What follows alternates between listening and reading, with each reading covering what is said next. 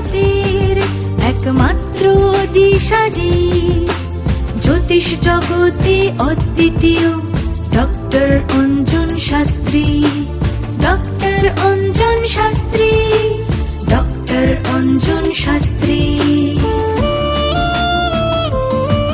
বিদ্যায় বাধা নাকি বিবাহে সমস্যা, কর্মে বাধা নাকি সন্তান সমস্যা, সকল সমস্যার সমাধানে জ্যোতিষ জগতে অদ্বিতীয় doctor Anjan Shastri, doctor Anjan Shastri, doctor Anjan Shastri. যার কাছে এলে অনেক সুফল বেড়ায়, যার বাণী পেলে আলোর দিশা দেখায়, সকল সমস্যার সমাধানে জ্যোতিষ জগতে অদ্বিতীয় doctor Anjan Shastri, doctor Anjan Shastri, doctor Anjan Shastri.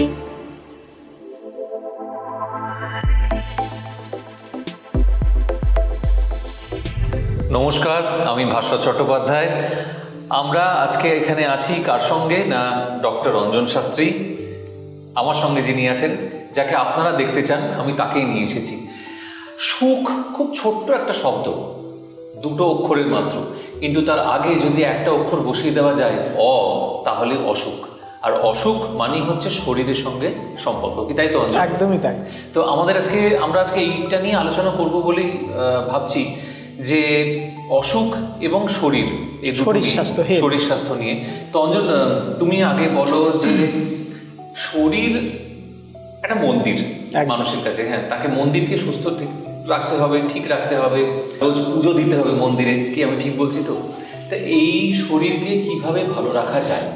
Actual প্রথমেই আমি যে কথাটা বলবো, আমাদের শাস্ত্রে আছে যে স্বাস্থ্যই হচ্ছে মূল সম্পদ, কিন্তু বর্তমানে অনেক মানুষই মনে করেন যে টাকা পয়সা, বাড়ি গাড়ি এইগুলোই হয়তো সম্পদ। অ্যাকচুয়াল এটা কিন্তু ভুলে গেলে চলবে না যে স্বাস্থ্যের ওপরে কিছু নেই, আগে স্বাস্থ্য ভালো থাকতেই হবে। স্বাস্থ্য ভালো না থাকলে একদমই তাই মন ভালো থাকবে না। আর এটা ঠিক, যদি স্বাস্থ্য ভালো রাখতে হয় সেক্ষেত্রে কিন্তু আমাদের বেশ কিছু প্ল্যানেটের অবস্থান সেটা ভালো থাকতে হবে। এখানে একটি কথা বলবো যে আমাদের অনেক সময় আমরা ভাগ্য নামক একটা যে অদৃশ্য শক্তি আছে, এটা কিন্তু ভুলে গেলে একদমই চলবে না, এবং এটা আমাদের স্বীকার করতেই হবে যে ভাগ্য। কারণ একজনে, এই যে আমরা প্রথমে বলছিলাম যে একটা মানুষের প্রচুর অর্থ আছে, ধন সম্পদ অর্থ আছে, সে দেখা গেল শারীরিক দিক থেকে কিন্তু সক্ষম নয়, শারীরিক দিক থেকে প্রচণ্ড সমস্যার সম্মুখীন হচ্ছে। অ্যাকচুয়ালি সব কিছু থেকেও কিছু নেই, তখন হতে পারে কোনো ক্রনিক ডিজিজে ভুগছে, হতে পারে হয়তো একটা টাইমে এসে হয়তো তার বয়স হয়তো 50 বা 55 বছর, দেখেছি এই সময়তে তার হয়তো প্যারালিসিস হয়ে গেল, তার কিন্তু প্রচুর টাকা আছে। এটাই হচ্ছে ভাগ্য, মানে ভোগ করতে সে পাচ্ছে না, বিকজ শরীরটা ভালো নেই। অর্থাৎ এটাই হচ্ছে ভাগ্য, যেটাকে আমরা অস্বীকার করতে পারি না। আর এই ভাগ্য নিয়ন্ত্রিত হয় গ্রহ নক্ষত্র দ্বারা। একদম তাই। তো তোমার কাছে তো এরকম ক্লায়েন্ট নিশ্চয়ই প্রচুর আসে যারা শরীর নিয়ে ভুগছেন, ধরো কঠিন অসুখ হয়েছে, মারণ রোগ হয়েছে, এরকম নানা রকম ক্লায়েন্ট আসে। এছাড়াও আরেক রকম হয় যেটা মনের অসুখ। মনের অসুখ সারানো খুব কঠিন ব্যাপার। আমি একটা করে আসছি তোমার কাছে। তো ধরো যারা ছোট থেকেই, এই যে তুমি যেটা বললে যে সবই আছে অথচ শরীরটা নেই, শরীরের এই যে কষ্ট অসুখ সেটা নিয়ে ভুগছে, তো এইসব মানুষদের কিভাবে তুমি ভালো? প্রথমত আগে বলবো, আমাদের লগ্নে, আমাদের যে ন্যাটাল চার্ট, তার প্রথমত ফার্স্ট আমরা দেখি কি লগ্ন, অর্থাৎ আমরা লগ্ন ধরে বিচার করতে থাকি, এবং রাশির অধিপতিটাও আমরা দেখি। তাহলে আমাদের লগ্নভাব যদি স্ট্রং না থাকে, তাহলে শরীর স্বাস্থ্য তার প্রায় কিছু না কিছু সমস্যা তৈরি হবে, এবং হেলথ নিয়ে সে কিন্তু ভুগবে। অর্থাৎ প্রথমত লগ্নভাব স্ট্রং থাকতে হবে। আমরা বলি না যে আমাদের ইমিউনিটি পাওয়ার তখনই ভালো থাকে একটা জাতক বা জাতিকার, যদি দেখা যায় তার লগ্নভাবটা খুব স্ট্রং আছে। এবং এই লগ্নভাব তেমন, হয়তো আমি ধরলাম যে কারোর হয়তো মীন লগ্ন, মীন লগ্নের অধিপতি হচ্ছে বৃহস্পতি। এই বৃহস্পতি কতটা ভালো আছে, এই বৃহস্পতি কোথায় অবস্থান করছে, এই বৃহস্পতি কোন নক্ষত্রে অবস্থান করছে, যেহেতু এটি হচ্ছে জলরাশি, সেক্ষেত্রে সে পৃথ্বীতত্ত্বে বসে আছে না অগ্নিতে বসে আছে, এইগুলো দেখতে হয়। তার উপর ডিপেন্ড করছে, অর্থাৎ সেই বৃহস্পতিটা কতটা বলশালী, এটা হচ্ছে লগ্নভাব। অর্থাৎ লগ্নভাব যদি ভালো না থাকে, আমি দেখেছি তাহলে সব কিছু ভালো থাকলেও তার শরীর স্বাস্থ্যের দিক কিন্তু প্রচণ্ড ভালো থাকে না। এবং লগ্ন হচ্ছে আমরা শরীর এবং তার সাথে মন মানসিকতা, তার মন মানসিকতার প্রচণ্ড ডিস্টার্ব যাবে। মন ভালো না থাকলে স্বাভাবিকভাবেই তার শরীর স্বাস্থ্য কিছুই ভালো লাগবে না, কোনো কিছু করতে ইচ্ছা করবে না, তার এনার্জি থাকবে না। এটা হচ্ছে ফার্স্ট হচ্ছে লগ্নভাব। এরপর আমরা দেখি যে 6th হাউস, ষষ্ঠ ভাব। 6th হাউস থেকে আমরা রোগের উৎপত্তি, আমাদের বিভিন্ন সময় বিভিন্ন রোগ আসতে পারে। আমাদের যখন 6th হাউস বলবো তার আগে একটি বিশেষ কথা বলবো যে আমাদের রোগ কিন্তু দু রকম, একটা হচ্ছে সহজাত আর একটা আগন্তুক। সহজাত বলতে আমরা অনেক সময় কোনো একটি রোগ হয়তো নিয়েই জন্ম নিচ্ছি, হয় না, অ্যাকচুয়ালি একটা বেবি জন্ম নিচ্ছে কোনো না কোনো একটা তার ডিজিজ ফর্ম করে নিজেই বেরোচ্ছে। যেমন ধরুন বাচ্চারা জন্মাবশ অনেক সময় দেখা যায় ডায়াবেটিস নিয়ে জন্মালো, হ্যাঁ হয়, বা তার ব্লাড রিলেটেড কিছু ইস্যু আছে। এরপর আরেকটি যে ভাগ আছে সেটা আগন্তুক বলতে অ্যাকচুয়াল যেটা হচ্ছে মানে কাল অনুযায়ী ভাইরাসজনিত যে রোগগুলো আছে, যে বিভিন্ন রকম আমাদের বিভিন্ন সময় অ্যাটাক করছে, সেটা ম্যালেরিয়া হচ্ছে, জ্বর হতে পারে, বা আর অন্যান্য কিছু ভাইরাসজনিত রোগ বা বিভিন্ন রকম যে রোগগুলো আছে যেটা পরবর্তীকালে আসছে। এই দুটো ভাগকে প্রথমত দেখতে হয়। এবং এখানে আরেকটা সূক্ষ্ম বিচার আমি দেখেছি, এটা নিয়েও বলবো, যে দেখা যায় ওই যে লগ্নভাবের সাথে যদি ষষ্ঠ ভাবের কোনো কানেকশান থাকে, এবং দেখবেন যে অনেক সময় একই রোগ বারবার আসছে। হয়তো এরকম দেখা গেছে অনেক ক্ষেত্রে, আমি দেখেছি এটা অনেকের বা শুনেওছি, হয়তো দেখা যাবে তার ডিসেম্বর মাসে পার্টিকুলার এই সময়টাতেই তার হয়তো জ্বর হয়, বা এই ডিসেম্বর মাস এলেই তার একটা স্কিনের প্রবলেম চলে আসে, প্রতি বছরই একবার করে আসে। এটা দেখবেন অনেক সময় শুনেছেন বা অনেকেরই কিন্তু এটা হয়। অ্যাকচুয়াল আমাদের যদি ওই 6th হাউসের সাথে কানেকশন থাকে, এবং এটা কিভাবে বিচার করা হয়, এটা খুব সূক্ষ্ম বিচার। যদি আমাদের যে একটা হাউস আমাদের 30 ডিগ্রি করে, আমাদের টোটাল সার্কেলটা হচ্ছে 360 ডিগ্রি, অর্থাৎ লগ্নের যে 30 ডিগ্রি, সেই 30 ডিগ্রির ঠিক নিচে অর্থাৎ ঠিক 15 ডিগ্রির মধ্যে যদি ষষ্ঠপতি অর্থাৎ যখন অ্যাপ্রোচ করছে অ্যাকচুয়াল সেই পজিশনে যদি থাকে, আবার ঠিক আমরা বা তারপরে অর্থাৎ লগ্নের পরবর্তী ক্ষেত্রে, অর্থাৎ যেখানে হয়তো লগ্নর যে ডিগ্রি তার ডিগ্রির 15 ডিগ্রির পরে যদি ষষ্ঠপতি কোনো কানেকশান থাকে, তাহলে কি অর্থাৎ তখন অ্যাকচুয়াল সেপারেটিং, অর্থাৎ রোগটা এলো, কিছুক্ষণ রোগটা স্থায়ী হলো, আবার ঠিক যখন সেই পার্টিকুলার ডিগ্রিটা পেরিয়ে যাচ্ছে তখন কিন্তু আবার রোগটা থেকে বেরিয়ে যাচ্ছে। অর্থাৎ ঠিক, এবং এটা ঠিক প্রতি বছর বা প্রায়ই হতে থাকে এই জায়গাটা। এবং অর্থাৎ এই জায়গাগুলোতে খুব মানে নিখুঁতভাবে দেখা যায় যে এই সমস্যাগুলো হয়। এবং ষষ্ঠ থেকে তো টোটাল ওভারঅল আমরা যে কোনো রোগ বা যে কোনো ডিজিজ আমরা সেটা কিন্তু দেখতে পারি। অর্থাৎ একটি মানুষের কোন ডিজিজ আসতে পারে, কোন রোগ তার হতে পারে, সেটা দেখা যায়, সেটা সবটা কিন্তু 6th হাউস থেকে দেখি। এবং 6th হাউস থেকে আমরা ধরুন এরপর যদি বলি, আমাদের ধরুন অপারেশন যোগ, অনেক সময় আমাদের অপারেশন হয়, অর্থাৎ 6th হাউসের সাথে 8th হাউস 11th হাউস এই কানেকশানটা থাকলে কিন্তু অপারেশন যোগ হবে। তার সাথে 12th হাউস কানেকশান থাকলে সেক্ষেত্রে কিন্তু হসপিটালাইজেশন হয়, বারবার হসপিটালাইজেশন হতে হয়। দেখা যাবে গোচরে রাহু মঙ্গলকে কানেক্ট করে লগ্ন এবং 6th এবং 12th হাউসকে কানেক্ট করেছে, তখন দেখা যাবে তার হয়তো সেই সময় হসপিটালাইজেশন হচ্ছে, কোনো বড় অপারেশন হচ্ছে, সার্জারি হচ্ছে। এবং এটা বোঝা যায় বলেই আপনারা আগে থেকে বলে দিতে পারেন যে অমুক সময় এটা হবে। হ্যাঁ, এই জন্যে আমরা কিন্তু অ্যাডভান্স অনেক সময় বলে দিই। এবং আমি অনেক সময় আমি এটা খুব ভালোভাবে দেখে নিই। অ্যাকচুয়াল প্রথমত আমি যখন একটা চার্ট বিশ্লেষণ করি, আমি কিন্তু তার হেলথের দিকটা আগে দেখি। কারণ আমি জানি হেলথ যদি না ভালো থাকে তাহলে সে কোনো কিছুই করতে পারে না। ফার্স্ট আমি সবসময় কিন্তু হেলথের জায়গাটা দেখি, কারণ হেলথ আগে তার কতটা পারমিট দিচ্ছে, তার লাইফ স্প্যান কতটা, এই ব্যাপারগুলো কিন্তু আগে দেখে নিতে হয় একটু। ধরো যারা এই যে তুমি বললে না যে জন্ম থেকেই অনেকে অসুখ নিয়ে আসে, জন্ম থেকে অসুখ মানে ভুগতে ভুগতে তাদের জীবন শুরু হয়, এমনও তো হয় যে জন্ম থেকে ধরো কোনো একটা অঙ্গ ডিফেক্টিভ হয়, পা বা হাত, তো যার কোনো রেমেডি নেই, আমি বলছি তোমাকে, মানে অপারেশন করলেও হয়তো কিছু হবে না। তো এইগুলো কেন হয়? মানে এগুলো আমরা বলি আগের জন্মের কর্মফল। হ্যাঁ, অ্যাকচুয়াল হয়তো সেটা হতে পারে আগের জন্মের পর, কিন্তু এটাও কিছুটা হয়তো আমরা মানি, কিন্তু অ্যাকচুয়াল হয়তো সেটা অবশ্যই যখন জন্মের সাথে সাথে যখন এই ধরনের কোনো ইস্যু নিয়ে জন্মাচ্ছে, অর্থাৎ সমস্যা একটা আছে, কোনো ডিজিজ নিয়ে জন্মাচ্ছে, তখন এটা কিন্তু আমাদের হাতে কিছু থাকে না।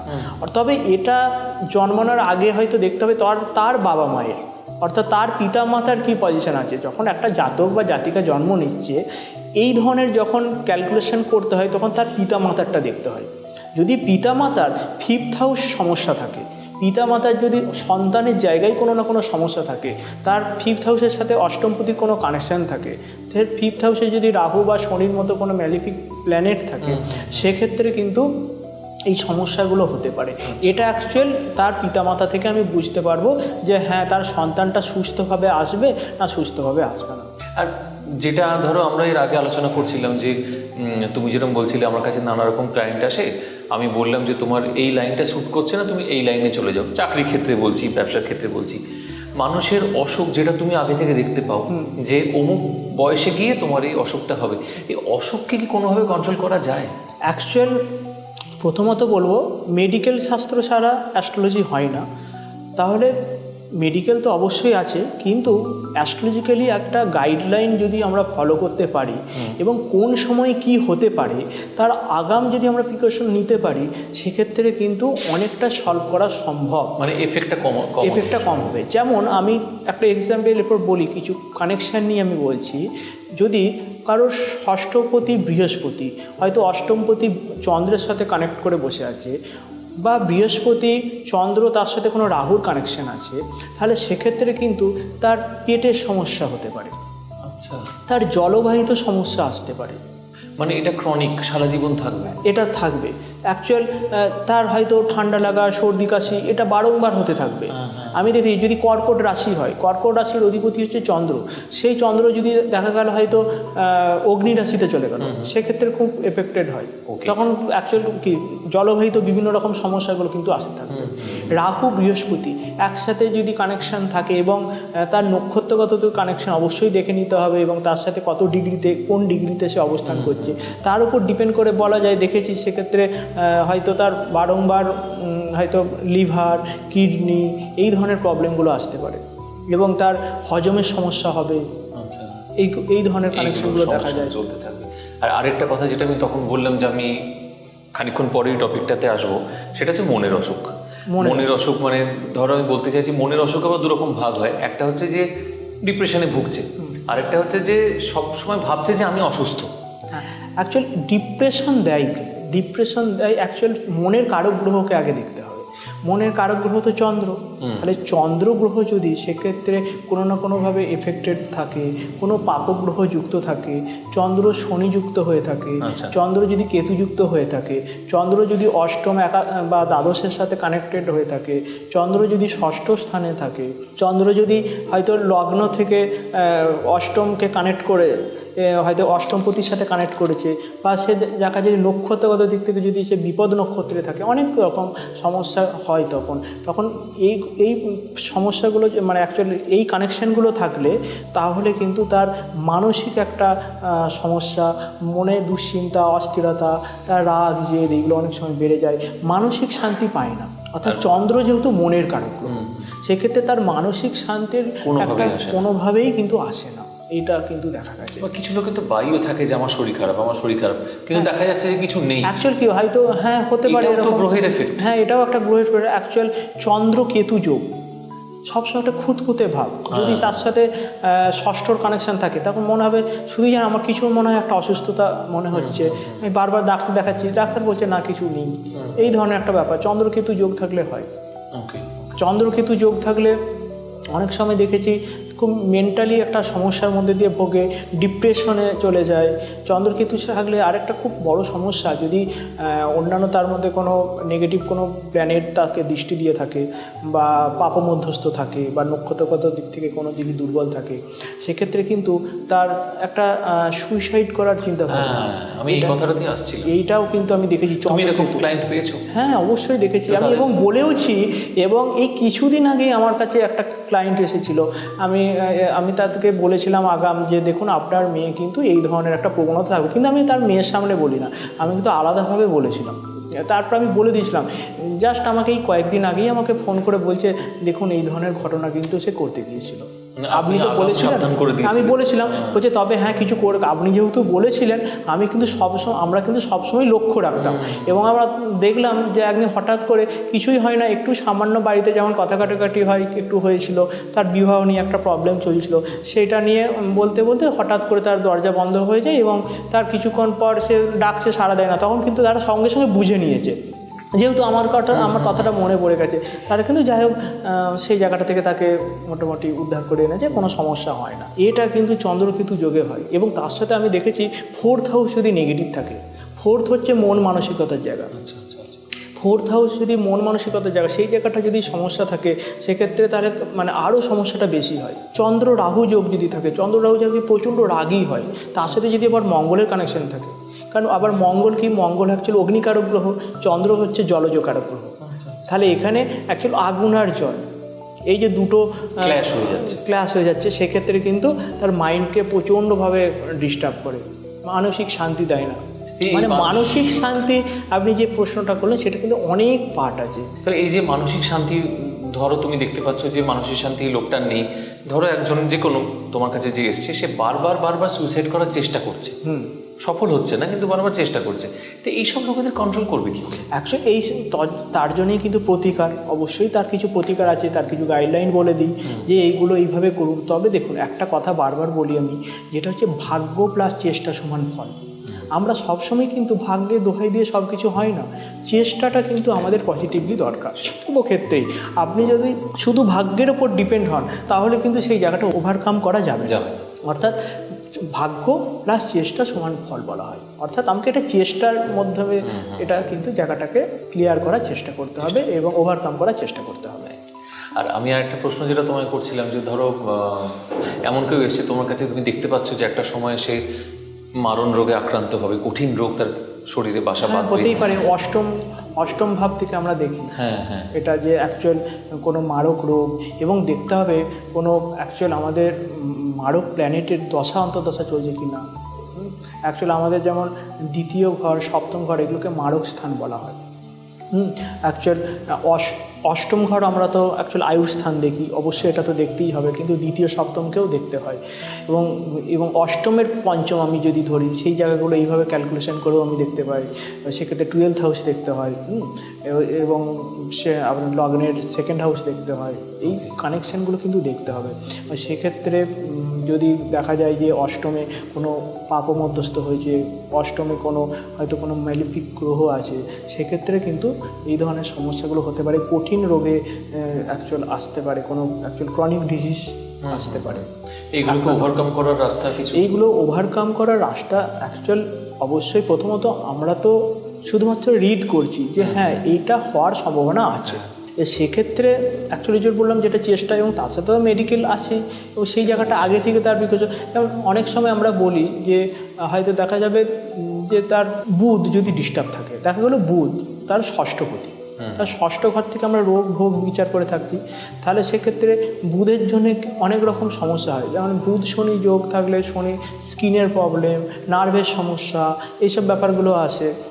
এবং বুধ হচ্ছে আমাদের ব্রেনের কিছু সমস্যা, রবি বুধ শনি যোগ থাকলে হয়তো ব্রেন টিউমার হ্যানোতান এরকম বিভিন্ন চোখের সমস্যা, রবি যখন কানেকশান থাকছে, মুখমণ্ডলে কোনো সমস্যা এগুলো আছে। তো সেক্ষেত্রে আমি যদি বুধকে এনহ্যান্স করার চেষ্টা করি, অ্যাকচুয়ালি নর্মালি হয়তো তখন আমরা বলি যে বুধের কালার হচ্ছে গ্রিন, অর্থাৎ গ্রিনের এনার্জিটা আমাদের দরকার। তাহলে গ্রিনের এনার্জির জন্য আমরা কিন্তু প্রচুরভাবে মানে বেশি করে আমরা শাক সবজি যদি আমরা গ্রহণ করতে পারি, তাহলে সেক্ষেত্রে খাদ্যদ্রব্যের সহিত মাস্ট একদম শাক সবজি সবুজ, এটা হলে তার বুধের এনার্জিটা কিছু বৃদ্ধি হবে। দেখা গেল যদি চন্দ্র খারাপ থাকে, এই যে যাদের প্রচণ্ড হয়তো জলবাহিত সমস্যাগুলো চলছে, হয়তো চন্দ্রের কোনো ডিস্টার্ব আছে, তাদেরকে বলি বেশি করে জল খেতে, খুব বেশিও নয়, একটা আমাদের যেটা নিয়ম সেই নিয়ম অনুযায়ী হয়তো 3 থেকে 4 লিটার যে জল অন্তত খাওয়া উচিত। সেই জলটা কিন্তু দেখা যায়, আমি দেখেছি চন্দ্রমঙ্গল যোগ যাদের আছে জল খেতে চায় না। অনেক বাচ্চাও আছে, আমি বলি দেখবেন জল খেতে চাইবে না, এখন থেকে ভালো করে জল খাওয়ান, কারণ না জল যদি না খায় তাহলে কিন্তু ভবিষ্যতে এই প্রবলেমগুলো তৈরি হবে। তাহলে হয়তো অ্যাকচুয়াল আমাদের যখন বাচ্চা তখন তো তার অতটা সে সচেতন নয় শরীর সম্বন্ধে, তখন কিন্তু তার পেরেন্টসদের অর্থাৎ পিতা মাতাকে কিন্তু এই ব্যাপারগুলো দেখতে হবে, একটু টেক কেয়ার করতে হবে। কারণ এখন থেকে যদি সেই জায়গাটা ঘাটতি থেকে যায়, বড় বয়সে সে নিজে বুঝলেও তখন কিছু করার থাকবে না। তাহলে এখন সেই জন্যে কিন্তু আমাদের অ্যাডভান্স অ্যাস্ট্রোলজিটাকে জানা প্রয়োজন, তার কোন দিকটা কোন পার্টটা সমস্যা আছে সেগুলো যদি আমি এখন থেকে কিছুটা রিকভারি করার চেষ্টা করতে পারি, আগামী দিনে সুস্থ থাকা খানিকটা তাহলে ভালো হবে। একটা কথা যেটা আমার মাথায় এলো কথা বলতে বলতে, যে ধরো একটা বাচ্চা জন্মালো, কিছু বছর পর দেখা গেল সে অটিজম নিয়ে সে জন্মেছে, এইটা কেন হয়? অ্যাকচুয়ালি অটিজমটা হয় সেকেন্ড হাউস, অর্থাৎ সেকেন্ড হাউস থেকে আমরা বাক্য আমাদের কথা বলার জায়গা, সেক্ষেত্রে সেকেন্ড হাউস এবং লগ্ন সাপেক্ষে যদি সেকেন্ড হাউস দুর্বল হয়, সেকেন্ড হাউসে যদি কেতু থাকে, সেকেন্ড হাউসে যদি স্যাটার্নের মতো কোনো প্ল্যানেট থাকে, যদি সেই স্যাটার্ন দেখা যাবে তার শত্রু নক্ষত্রে হয়তো অবস্থান করছে, সেক্ষেত্রে এটা হয়। এবং দেখা গেল সেই দ্বিতীয় পতি অগ্নি রাশিতে বসে গেছে, হয়তো আমি এটা দেখেছি যে দ্বিতীয় পতি যদি বায়ু রাশিতে থাকে, হয়তো বায়ুকারক গ্রহ সে বায়ু রাশিতে আছে, সেক্ষেত্রে কিন্তু সে প্রচুর কথা বলার মানে কথা বলতে পারে, কথা বলতে ভালোবাসে।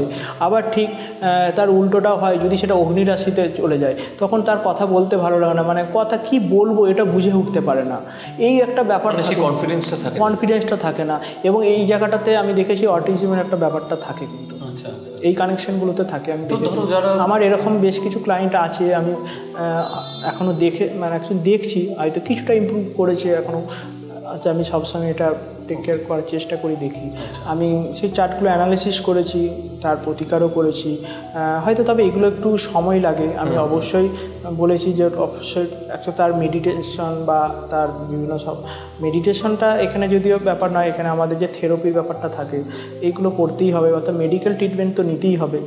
তার সাথে অবশ্যই যে গ্রহের যে সংযোগ অনুযায়ী তার কিছু গাইডলাইন সেগুলো আমি কিন্তু দিয়ে থাকি এবং দিচ্ছি, তাতে হয়তো কিছুটা আস্তে আস্তে ইমপ্রুভমেন্ট হচ্ছে, বা আগামী দিনে এগুলো তো হতে সময় লাগে, অবশ্যই হয়তো হবে, এটা আমি দেখেছি অ্যাকচুয়ালি। আচ্ছা, তার মানে তুমি বলতে চাইছো সেকেন্ড হাউস যদি খারাপ হয় তাহলে অটিজম, সেকেন্ড হাউসের প্রবলেম থাকলে এটা কিন্তু হয়, যারা ধরো ডিফ অ্যান্ড ডাউন হয়। এবং তার সাথে শুধুমাত্র সেকেন্ড হাউস নয়, হয়তো ষষ্ঠ ভাব দুর্বল থাকতে পারে, অষ্টম ভাব দুর্বল থাকতে হবে। অষ্টমের সাথে যদি সেকেন্ড হাউসের কোনো রকম নেগেটিভ কানেকশন থাকে সেক্ষেত্রে হয় সমস্যা। এবং সব থেকে একদমই, এবং সব থেকে মেন হচ্ছে যেটা লগ্ন ভাব। লগ্ন হচ্ছে বলশালী না হলে কখনোই কোনো শারীরিক জায়গাটা সুস্থতা হয় না, মানে বারবার সেই অসুস্থতার মধ্যেই চলে আসে। লগ্নভাবকে স্ট্রং থাকতেই হবে, লগ্নই হচ্ছে ইমিউনিটি পাওয়ার যদি ভালো থাকে সবই ভালো থাকে। সেরকম লগ্নভাব, আমরা লগ্নভাবকে ওই জন্য বলি পিলার বলি অ্যাকচুয়ালি, যে লগ্নভাবের ওপরই মনে হয় সব যেন টোটাল হাউসটা দাঁড়িয়ে আছে। এবং লগ্নভাব যদি ডিস্টার্ব থাকে সর্বদিক থেকেই তার প্রবলেম হতে পারে, সেটা শিক্ষা হতে পারে, স্বাস্থ্য হতে পারে, তার কেরিয়ার হতে পারে, বিবাহ হতে পারে, সর্বক্ষেত্রেই কিন্তু তার এফেক্ট পড়ে। লগ্নভাব যদি দুর্বল থাকে, লগ্নভাবকে অবশ্যই বলশালী হতে হয়, মানে ওটাই হচ্ছে ইমিউনিটিকে সারাক্ষণ বুস্ট আপ করতে হয়। একদম। শরীরটা একটা বিরাট ব্যাপার, প্রচুর কথা থাকে, আমাদের হাতে সময় কম, তো হয়তো আগামী কোনো পর্বে আমরা এটা নিয়ে আবার ফিরে আসবো, আবার আলোচনা করব। আমি যাওয়ার আগে একটা খুব ভাইটাল প্রশ্ন করতে চাই তোমাকে, সেটা হচ্ছে যে আমরা যেখানে থাকি, আমাদের যে বাড়ি ঘর, বাস্তুর উপর কি শরীর ডিপেন্ডেন্ট? অনেকটাই, একদমই খুব ভালো একটা পয়েন্ট আপনি বলেছেন। প্রথমত বলবো বাস্তুর যে এনার্জি, এই বাস্তুর এনার্জি কিন্তু আমাদের সবসময় কিন্তু আমাদের মধ্যে কিন্তু আসে, আমরা যখনই অ্যাকচুয়াল ঘুমাতে যাচ্ছি এবং ঘুম থেকে যখন উঠছি, এই টোটাল বাস্তুর যে এনার্জিটা কিন্তু আমরা ক্যারি করছি। এখানে যদি বাস্তু নেগেটিভ থাকে কোনোভাবে, তাহলে সেই নেগেটিভ এনার্জি নিয়ে আমরা বহন করব, আর যদি পজিটিভ থাকে তাহলে পজিটিভ এনার্জি আমরা বহন করব। এবং এই এনার্জি যদি নেগেটিভ হয় তখন কিন্তু শরীর স্বাস্থ্যেও এফেক্ট করে। তবে তার কিছু পার্টিকুলার দিক আছে। যেমন প্রথমত আমি বলবো যে নর্থ ইস্ট কর্নার বা নর্থ বা ইস্ট সাইড, এই জায়গাটা যদি কোনো না কোনোভাবে এফেক্টেড থাকে তাহলে তার শরীর স্বাস্থ্য নিয়ে প্রবলেম হবেই। বিশেষত যদি নর্থ ইস্ট সাইডে দেখা যাবে যদি টয়লেট থাকে, সেক্ষেত্রে খুব সমস্যা। এই অর্থাৎ তখন কিন্তু তার শারীরিক দিক থেকে বিভিন্ন রকম সমস্যা কিন্তু আস্তে আস্তে আসতে থাকবে এবং একটা মানসিক অবসাদে ভুগতে থাকে এবং মানসিক শান্তি থাকে না, পারিবারিক শান্তি থাকে না এবং হেলথের জায়গাটা প্রচণ্ডভাবে ডিস্টার্ব করে। অ্যাকচুয়ালি ওই দিকটা হচ্ছে বৃহস্পতির দিক।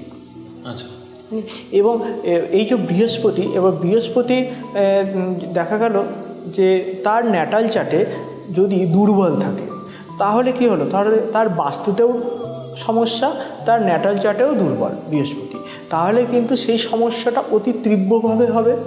যদি দেখা যায় যে তার বাস্তুতে হয়তো ডিস্টার্ব আছে, তার ন্যাটাল চার্টে বৃহস্পতি খুব উচ্চস্থ আছে, তাহলে কি তার ন্যাটাল চার্ট যেহেতু ভালো, তার শারীরিক ডিস্টার্বটা কম হওয়ার কথা, কিন্তু বাস্তুর এফেক্টটা কিন্তু পড়ার জন্যে তার মাঝে মধ্যেই শারীরিক ডিস্টার্ব কিছু তৈরি হবে। মানে শরীরটা গোটাটাই বাস্তুর উপর ডিপেন্ডেন্ট, বাস্তুর উপর অনেকটা তার উপর সবটাই ডিপেন্ড। এবং তবে এটা কি দেখা যাবে, সেই বাস্তুটা ছেড়ে যখন যদি অন্য বাস্তুতে চলে যায় দেখা যাবে তখন ওই দিকটা হয়তো ভালো আছে, তখন কিন্তু সেই রোগটা কিন্তু অ্যাকচুয়াল কিওর হয়ে যায়।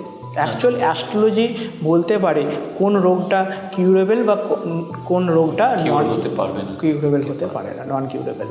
অ্যাকচুয়ালি এটার জন্যে কিন্তু তার অ্যানালাইসিস প্রয়োজন এবং খুব অ্যাকচুয়াল হেলথের ব্যাপারটা খুব সূক্ষ্মভাবে দেখতে হয়, খুব সূক্ষ্মভাবে দেখতে হয় এবং সেটা অ্যানালাইসিস করে আমরা যদি বলে দিতে পারি যে কখন কি হতে পারে, কোন রোগ আসতে পারে।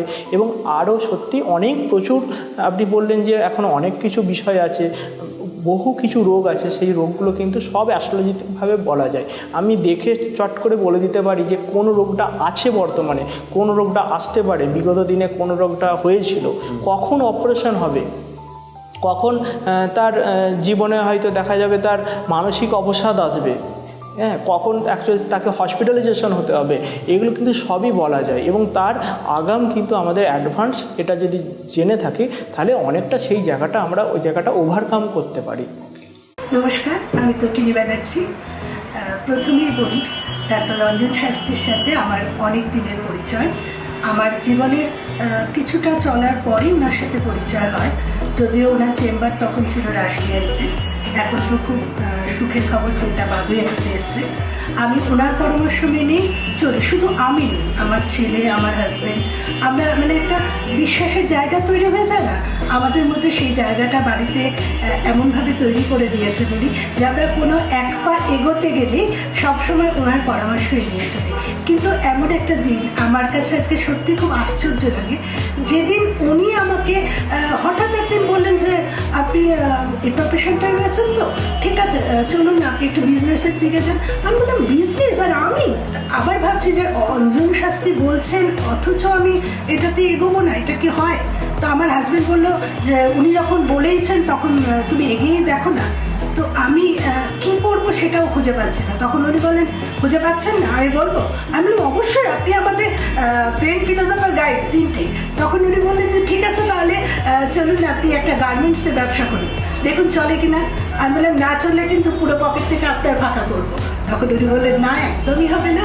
আজকে সত্যি আমি মানে বুক বাজিয়ে বলতে পারি, যেটা বলা যায় যে আমি খুব সাকসেস এবং বাগুইআটিতে আমার বুটিক মানে খুব ভালো মতো চলছে। আবারও একবার ডক্টর রঞ্জন শাস্ত্রীকে আমার তরফ থেকে প্রণাম এবং ধন্যবাদ। যাই হোক, আমাদের সময় একেবারে শেষের দিকে। আমি তো বলেইছি যে আমাদের প্রশ্নের কোনো শেষ নেই এবং প্রশ্ন শেষ হবেও না, তার কারণ ডক্টর অঞ্জন শাস্ত্রী আছেন আমাদের সঙ্গে।